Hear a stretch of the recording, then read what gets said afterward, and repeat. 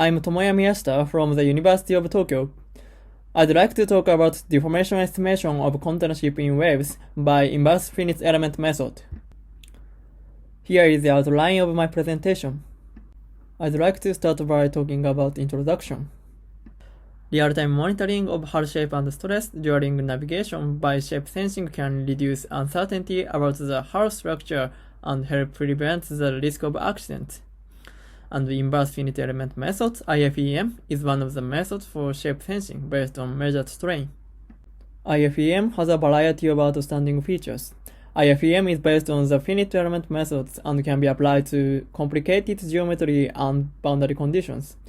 And IFEM does not require any prior knowledge of material properties and loading information. IFEM is also known to be robust against noise of input strain. Finally, computational cost of IFEM is small enough to allow real-time analysis. And IFEM has been applied to a variety of complex structures. In ships, it has been applied to the parallel mid-body of a container ship and a bulk carrier. However, to our knowledge, there are no experiments that have examined the actual computational cost, nor are there any studies that have applied IFEM to full ship models. Therefore, the objectives of this study are to investigate the applicability of IFEM for a full ship model subjected to wave load, and to investigate the computational time of IFEM and to discuss methods to speed up the process. Next, I would like to talk about IFEM for the full ship model of a container ship.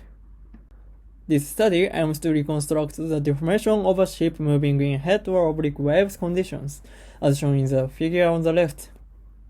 We used a 6600 TEU container ship model for the analysis.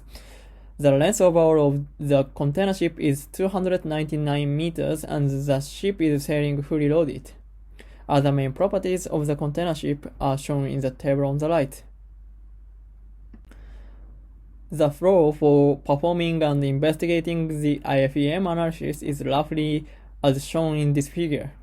In this study, the IFEM input was not strain information from the hull of a container ship actually underway, but strain in the simulation. First, based on the wave conditions and the ship model, hydrodynamic analysis is performed to calculate the wave load.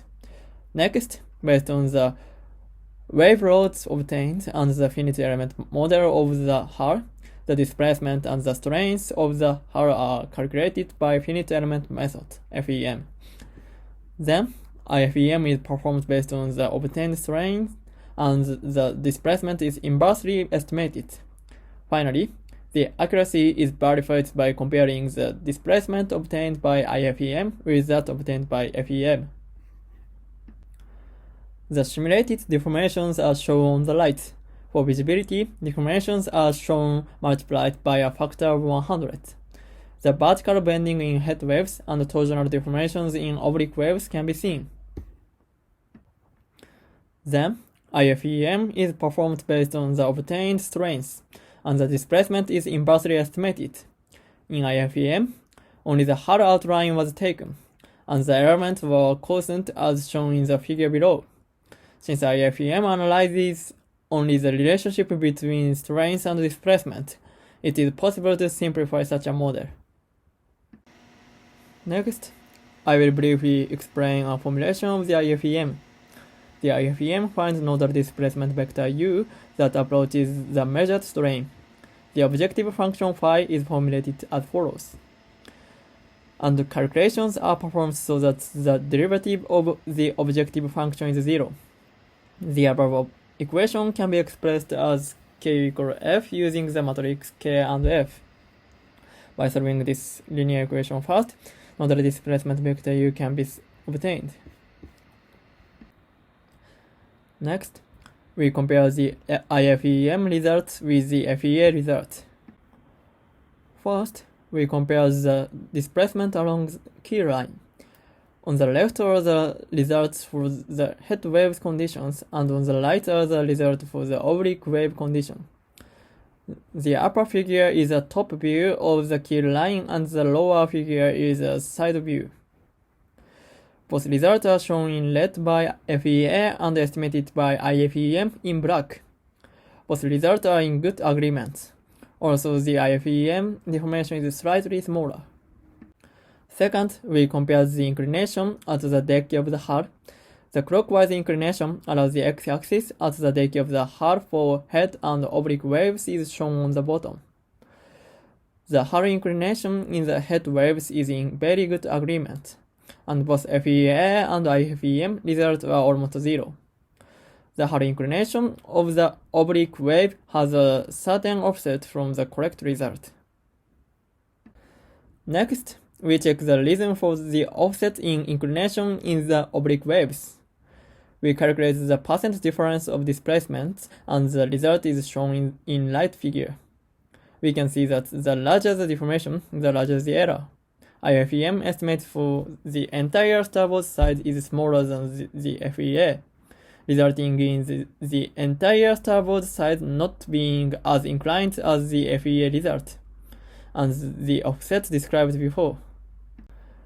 Finally, we calculated the coefficient of determination to see how well IFEM reconstructed the FEM deformations. We calculated the coefficient of determination for the displacement along keel line and hull inclination, respectively. The coefficient of determination for both were very high, indicating very strong linearity between the estimated displacement by IFEM and the displacement by FEA. Thus, while estimated displacement by IFEM tend to be small overall, the ratio of smallness is almost constant, indicating that the deformations themselves are very well reconstructed. Next, I would like to talk about investigation of computational time. Back to the IFEM formulation, matrix K and F are defined as follows, where matrix F can be defined using matrix F coef and strength as follows. Of the variables in these equations, all but strengths are specific to the model and do not vary with input. The time complexity to compute F coef strain is the square of n, and the time complexity to solve Ku equal F is the cube of n. N is the total number of degrees of freedom of the node. So the most time-consuming part for each input is the part that takes to solve Ku equal F. Therefore, we consider speeding up the solution of the Ku equal F equation. We performed the LU decomposition of matrix K in advance. Solving the linear equation each time requires cube of n of time complexity. But by performing the LU decomposition of matrix K in advance, it can be computed with square of n by forward and backward substitution. Next, solving these linear equations can be accelerated by parallel computing on GPUs. Finally, we examine the computation time. The time taken to solve equation first was measured for the three cases, provided that matrix K and F coef were pre-computed, and the results are shown in the table below. The time required to solve equation first depends on the number of nodes in the model.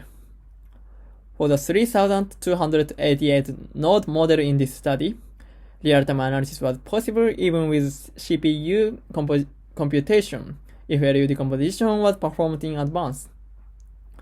Computation time grows as the square of the number of nodes, so if a model with about 30,000 nodes needs to be analyzed in less than 1 second, GPUs are required.